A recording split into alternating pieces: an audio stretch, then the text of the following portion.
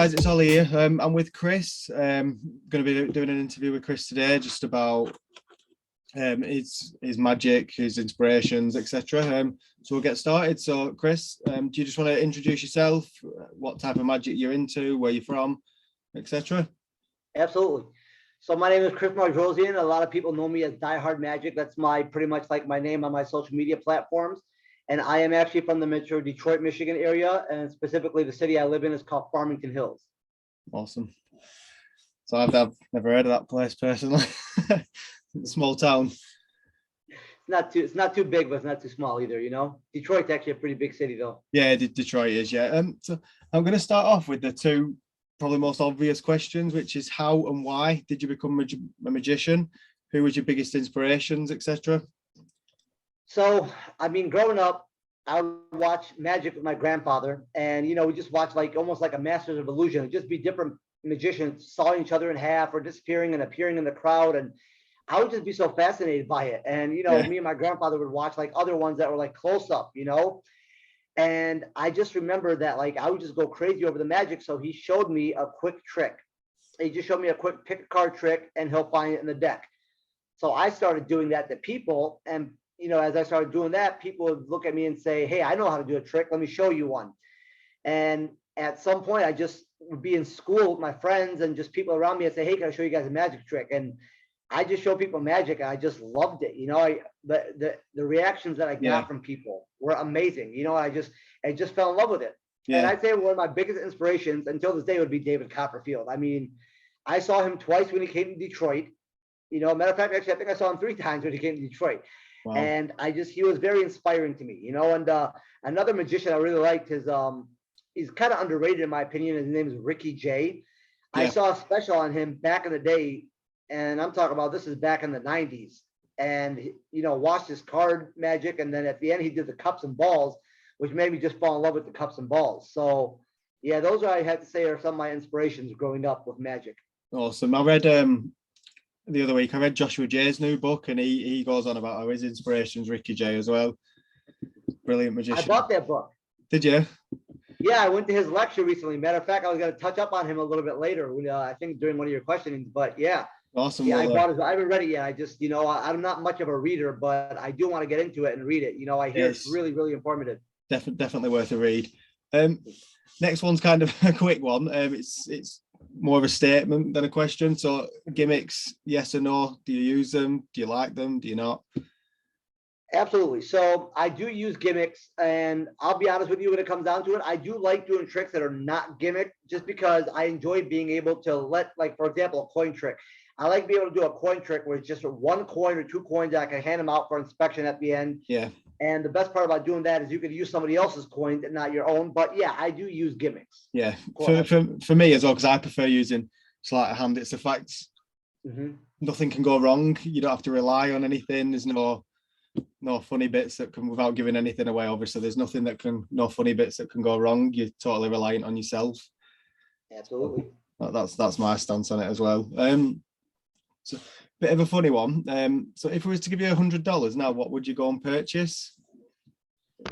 Yes, kind of a tough one, because, like, you know, I mean, so let's just say you gave me $100. Can I only use the 100, or could I, you know, put it on top of what I want to purchase? You know? Yeah, if you wanted to put on top, that's fine. Just basically products that are relevant, newish, that you've wanted for a while, that you could recommend to people that you've seen.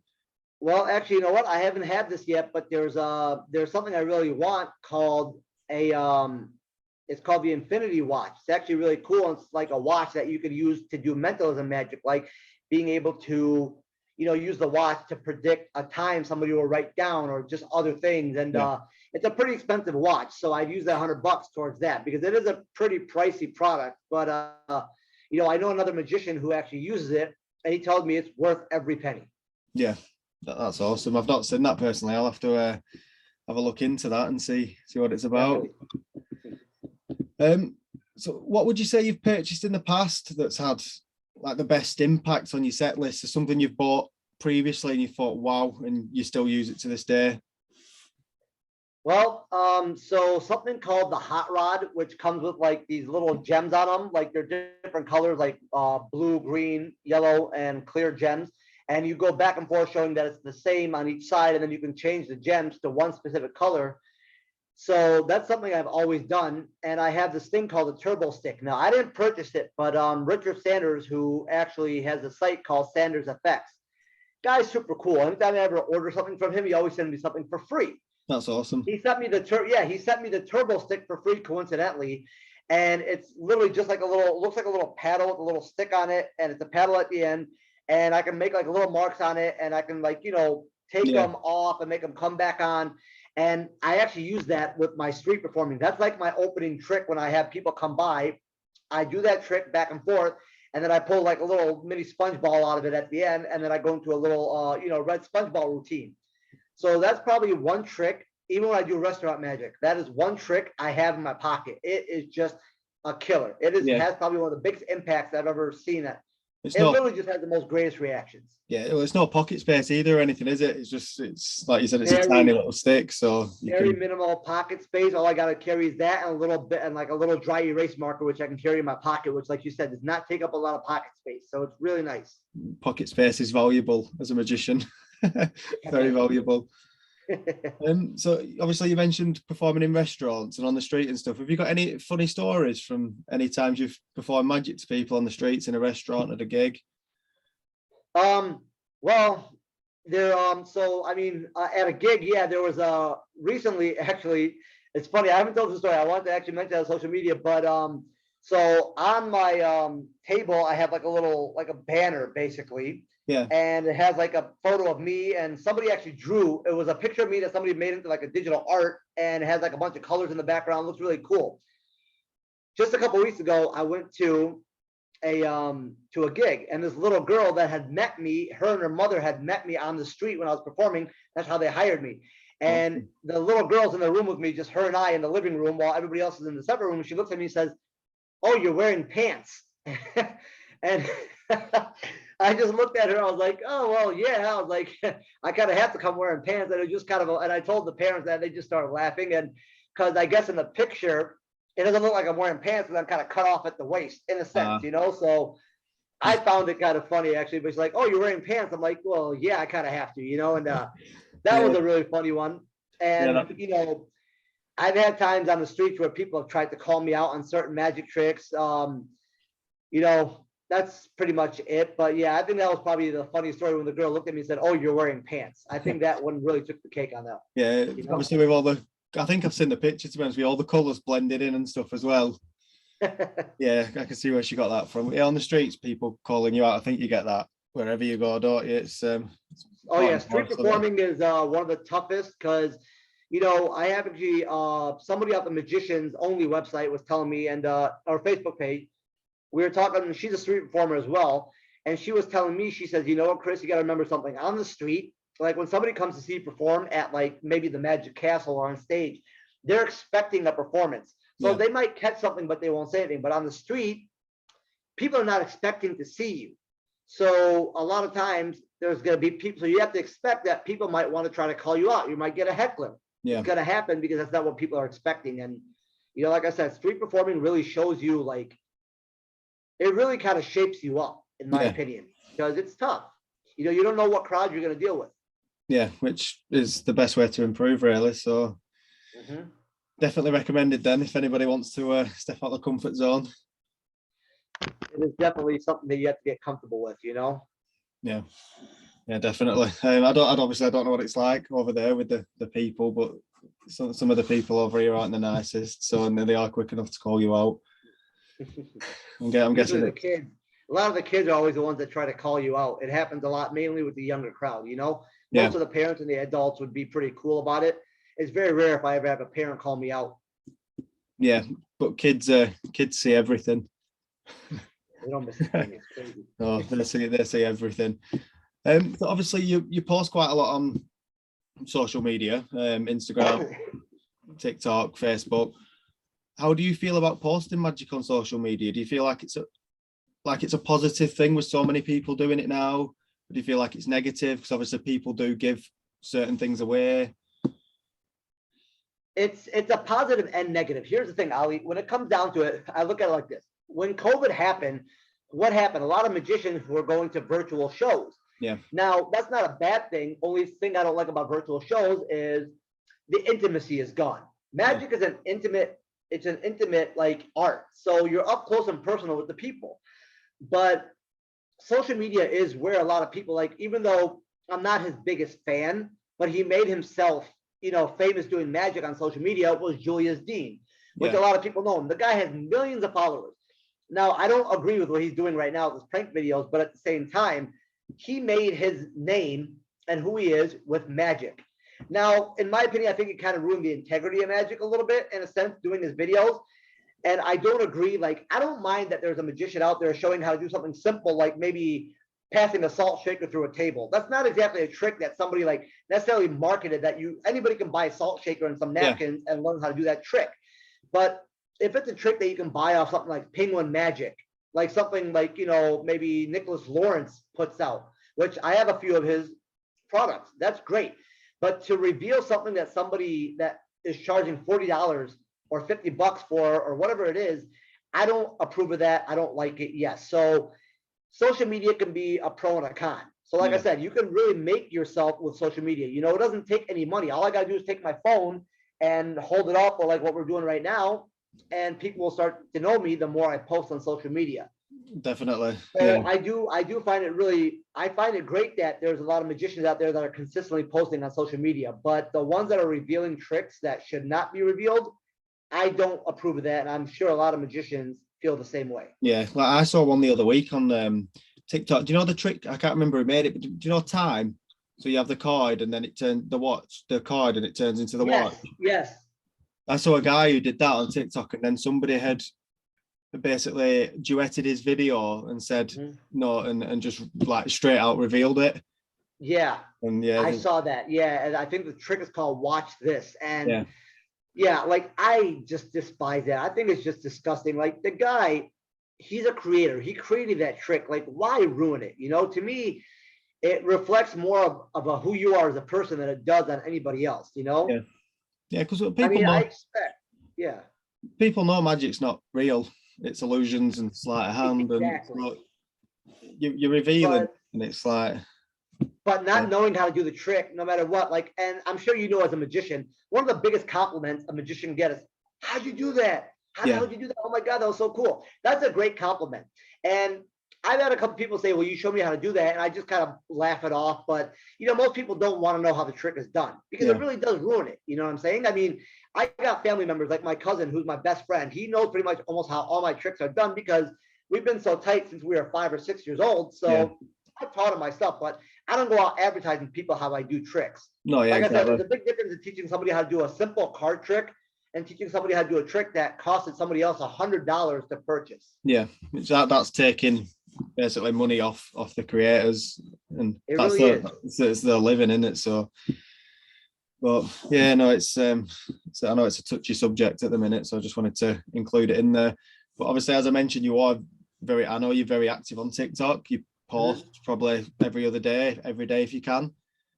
How's that going at the minute? Well, I gotta be quite frank. I was on a roll on TikTok, and I'll be the first to admit that I have not put as much emphasis on TikTok as I should have. At this point, I literally probably should have been at hundreds of thousands of followers. Just my opinion. Yeah. So, like recently, I did a video that got almost 350,000 views and gave me about maybe just a little under, or maybe just a little over, like maybe 1,200 followers in just like 2 or 3 days. So that's awesome. So I really want to start double downing on that soon. Yeah. You know what I'm saying? But I do want to get back to doing more. I've been concentrating more on like practicing my magic and try to book restaurant gigs and stuff like that, but I do need to start setting aside more time to do TikTok, Yeah, because it does have the most organic reach. Yeah, exactly. At the end of the day, it's like a 20-30 second video as well. It's not a lot of time. It's just making that time in your day to record it, which will probably lead me on to my next part of the question. Have you any tips for people who are looking to start posting on social media, especially TikTok? Yes, and I'll tell you, my biggest advice is there's going to be people out there who are scared to post. And I remember before I started doing magic, again, because I've been doing magic since I was a kid, I was a personal trainer. And I started doing workout videos, and then I got my license in nutrition and started doing nutritional videos. And I remember my first video, I was a little nervous. My heart was pumping, but I posted it. So Yeah. the first thing is you just got to do it, man. You got to kind of, I hate to say it, but you just got to grow a pair and just do it. Literally, that's the best way to put it. Yeah. And my advice for TikTok would be, is there's a guy on YouTube named Robert Benjamin. And if you just look him up, Robert Benjamin TikTok, he has a lot of informational videos, and he actually has like a mentorship program where he helps you personally with your TikTok. But there's also, like, for example, times you should post on TikTok. TikTok's geographical. So, you know, for example, you living where you live in a different country as opposed to living in the United States. Like if I wanted to post, I post for times that are the Detroit and Michigan times. I'm not going to post in California time. Yeah. So time is important. So for example, you wouldn't want to post at 7 a.m. in the morning because most kids are not awake. Most teenagers are not awake. That's a lot of people who watches TikTok. Maybe you want to do it at 7 p.m. at night, posting 3 to 4 times a day. Yeah. You know, and a lot of people think like, wow, that's a lot. Not necessarily, because you can take multiple videos. You can shoot all your videos. You can shoot 10 videos on a Saturday if you want and cut them up into little bits and then start posting them throughout the week. Yeah. So consistency is the number one thing. Yeah, just keep posting. And then if you see something that works, whether it be in a niche of like, whether it's magic or maybe you're a cook and you want to talk about food, or you're a nutritionist, you want to talk about nutrition, whatever you do, when you see a post working, when you see something working, really double down on that and do similar posts to that. And remember the time that you posted it. Look at your analytics, because if you see that, then keep doing that same thing. Another thing, putting like music in the background. There's certain music. If that certain song that you put in the background of your video really got it to go viral, then use that same song pretty much every video, because that's really going to help. And that's my advice for anybody who wants to get started on TikTok.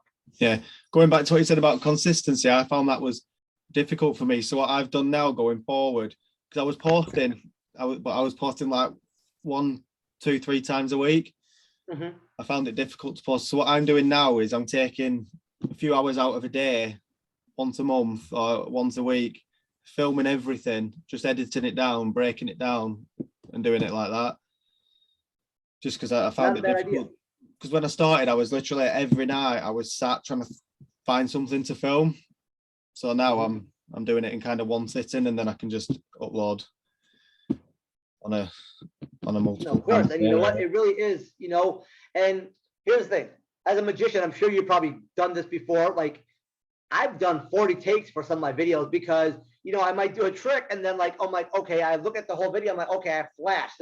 Now you're gonna see how I did it. Or maybe I'm doing a cup and ball routine. I'm like, okay, that did not come out right, or I didn't like the way that worked. Like you have to, even when I was I'm not doing real estate anymore, but like when I was shooting some of my real estate videos and doing magic, you know, like I did one where I was skipping rocks, and me and my team leader at the time, it was funny. It was actually really fun. We were skipping rocks, and you know, but it probably took about 10 takes to get it perfectly right. So, you know, making videos for magic is time consuming, you know? Yeah, definitely, especially with the angles as well, because a camera sees everything. The angles are completely different. So if you're with somebody in person, you can't misdirect somebody watching your video not live on a social media platform. So it is a lot difficult. You have to be a lot cleaner. Big time. And they can go back and forward, and they can slow-mo. I got a cousin of mine who wants to be a little smart ass about things. And so what he'll do is when he sees a trick he doesn't like he wants to know how to do it, he'll screen record it, and then he'll slow-mo it, and then he'll text me and say, hey, I know how you did that, you know?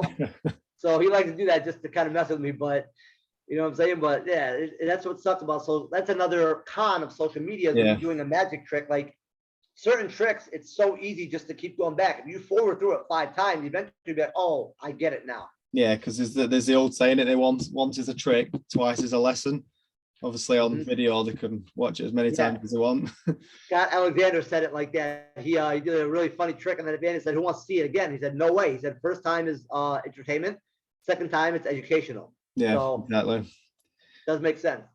Just on the advice path, obviously with TikTok, have you got any advice for people that are wanting to go out and start performing in the street, people that are wanting to go and maybe book a gig at a restaurant for the first time? Have you any advice that you can give there to help out as well?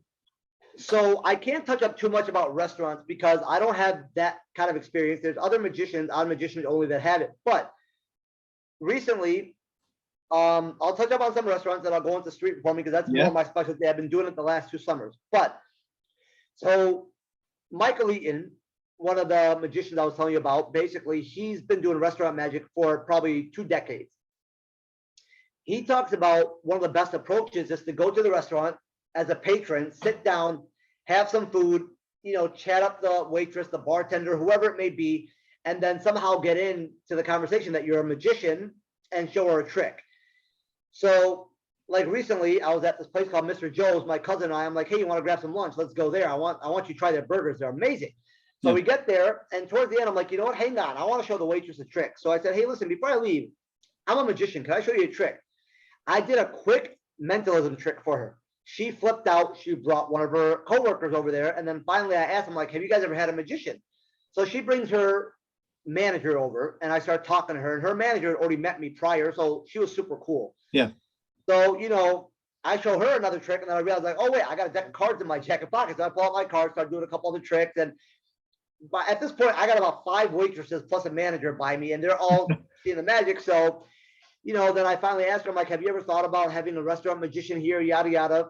So then she's like, no, we haven't. So she told me to come back and talk to her GM, which I actually was supposed to go last week, Thursday, except unfortunately I got COVID. I finally got over it. So I'm going this coming Thursday. Awesome. At least I'm supposed to be. But that really helped. And also that's one of the best ways because they really respect you as a patron when you're in there. But when I was doing it, but that could also get really expensive if you're consistently going to 2-3 restaurants a week. It really can get pricey especially for someone like me who's trying to, make it a magic, who quit his full-time job to do this. It's not easy to see spending money for food. Keep going out to restaurants. Yeah, so it's not realistic for me at the moment. But so what I did was I decided to do the cold approach. I dressed up in a nice suit, went around, and that's another place I went to called Johnny Black's. That I went in there, talked to the manager, and then I said, hey, can I show you something? I did a quick sponge ball trick from my hand to her hand, and she flipped out. Same thing, brought her, workers over, and I started showing them magic. And then she told me to come back and meet her GM, which I did. And I just spoke to her recently, and, they want me to do their free day for them and as well. And then, we'll talk about having me there once a week. So those are the 2 ways that I would give anybody advice. Either you go in as a patron and just somehow get in there that you're a magician and show the waitress a trick. And then once you're done, once they're flipping out and going crazy, ask for the manager. And then, finesse the manager about your services. Or you can go in the cold approach. But the problem with the cold approach is some people can be a little standoffish because, they look at you as a salesperson. So it could come out, you could rub somebody the wrong way. So, going as a patron is always the best way, but cold approaching can work as well if you do it right. Yeah. So you go in there, you introduce yourself, tell them who you are and what you do, show them a quick trick, and then maybe even say, hey, to the manager, can I sit with you for 5 minutes on a different day? Can we schedule a meeting? That way he's prepared. Yeah. Now, as far as the streets go, as I mentioned earlier, street magic is not easy because, you always have people who are going to try to call you out. Now, I purchased 2 different DVDs, one from a guy named Cosmo and the other one from another one named Cellini. Cosmo's DVD is called Tales from the Street, and Cellini is The Art of Street Magic. They're both very informative. Now, one thing I've learned, it's not about the magic that gets people to stop and watch you. It's about you and your personality. And also, when it comes to street magic, it's not you who attracts a crowd or builds a crowd. It's the crowd that builds a crowd. There was an experiment done once that I saw where it had like one of those poles, those 2 poles attached to a line. Yeah. And it just said wait here. And one person waited, and then 2 people. And then the next thing you know, the line grew to 50 people. Yeah. So people get curious. So again, like I mentioned, I use my turbo stick to stop one person. And Jim Cellini said, you want to stop the world, stop a child. So usually what I'll do is if I see a mom and dad with their kids walking, I say, hey guys, why don't you guys come out and check this out? Look how cool this is. And I'll do my bit. And next thing you know, people start seeing that and start attracting the crowd. So that's how I start my street performing. Now, like I mentioned, it is not easy.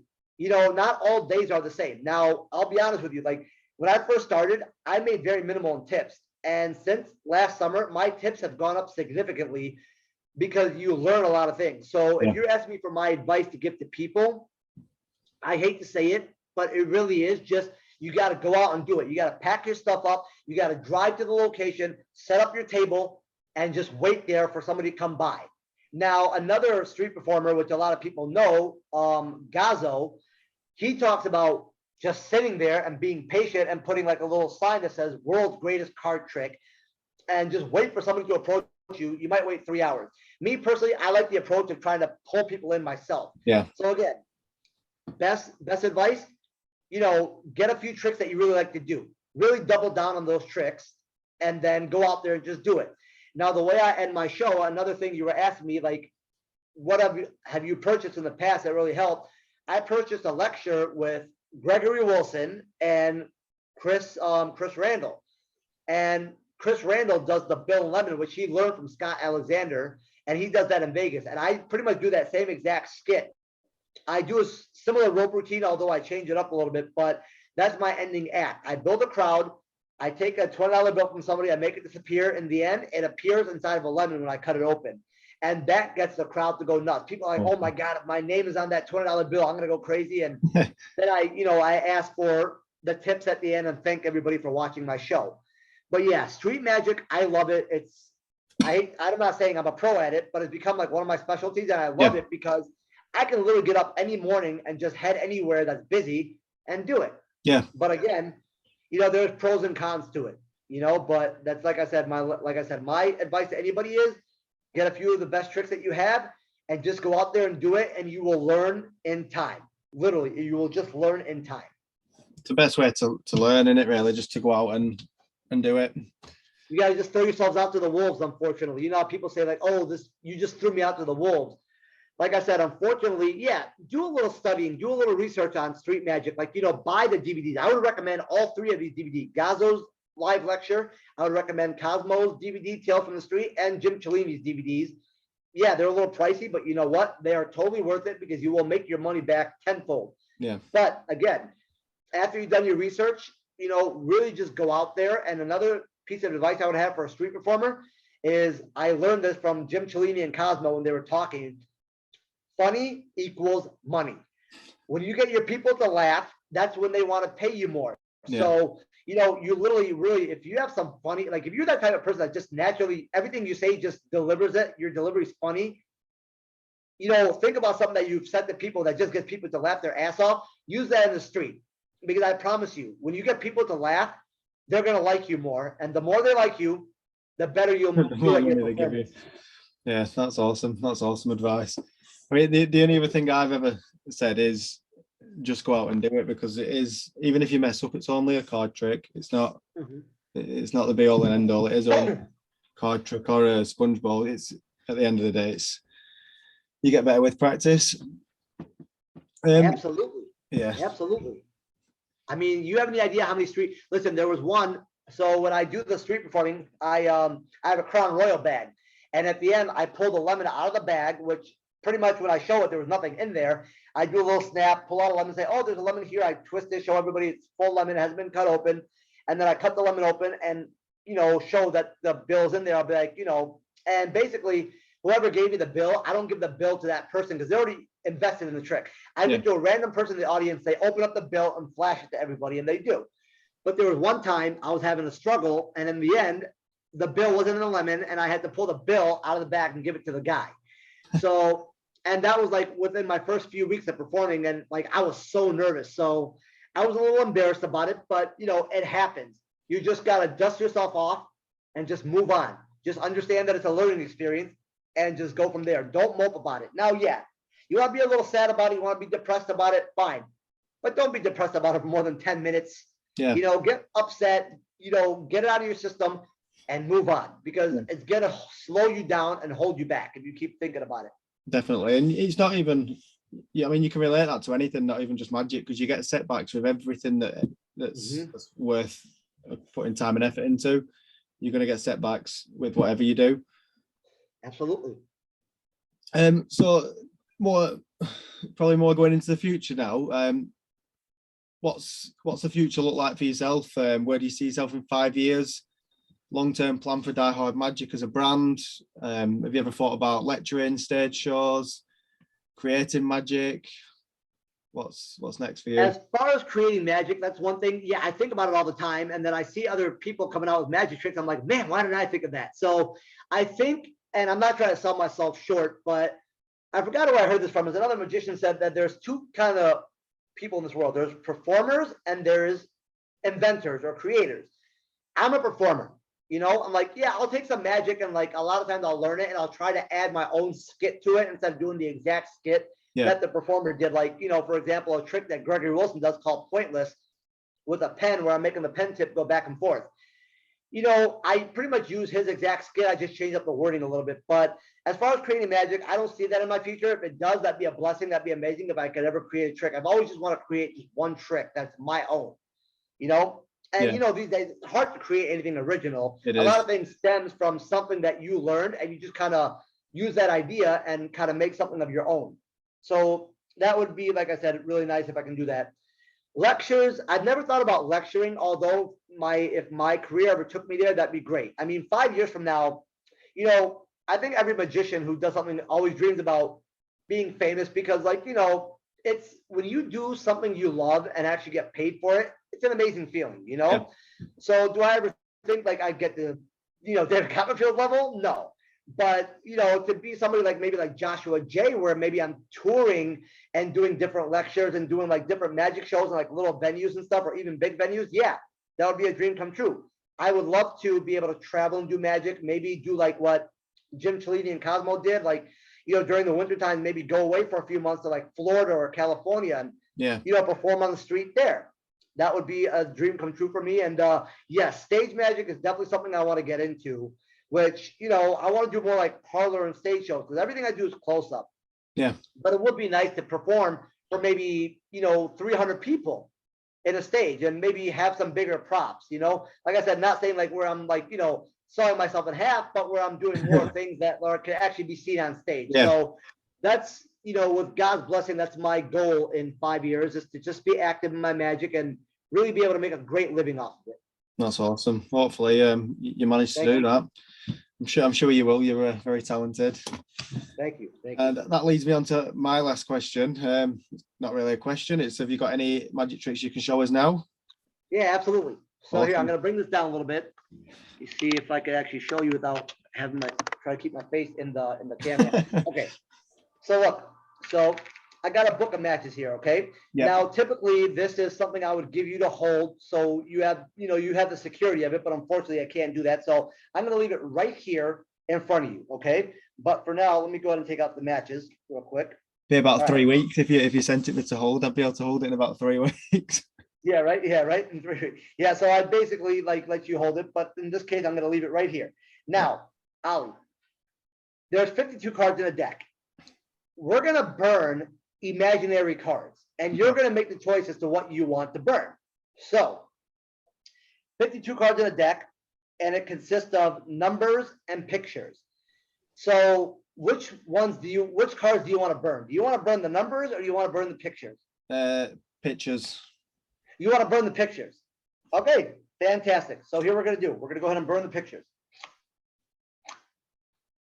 All right. So at this point, we burn the pictures. We've eliminated the numbers. So that's the ones you want to burn.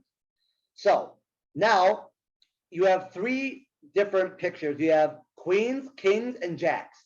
So we can divide that up into men and women. Which one do you want to burn, the men or the women? The women. Oh, you're sick. Oh man. I hope your girlfriend, I hope your significant other doesn't see this. All right. Then before me. All right. All right. So here we go. So you've officially burned the women, okay? Which there's 4 women in here. All right. There's 4 women in here. There's the Queen of Spades, the Queen of Hearts, the Queen of Clubs, and the Queen of Diamonds. So at this point, all the other cards are eliminated. You burn the women, you said. So now you have a choice, Ali. You can only save one of the 4 women. So you have the hearts, diamonds, spades, and clubs. Which one do you want to save? Hearts. You want to save the hearts? Yeah. All right. So would you agree, after everything, those were totally free choices that you had? Yep. All right. Well, you had a choice to save one. So look, check this out. We have 1 card inside of this card pack. Okay. Never. All right. Yeah. There we go. All right. So you have just 1 card right there inside this card pack. paper clip together. Go and get that off. Perfect. All right. And you said which one again did you which queen did you want to save? Hearts. The Queen of Hearts, right? All right. Well,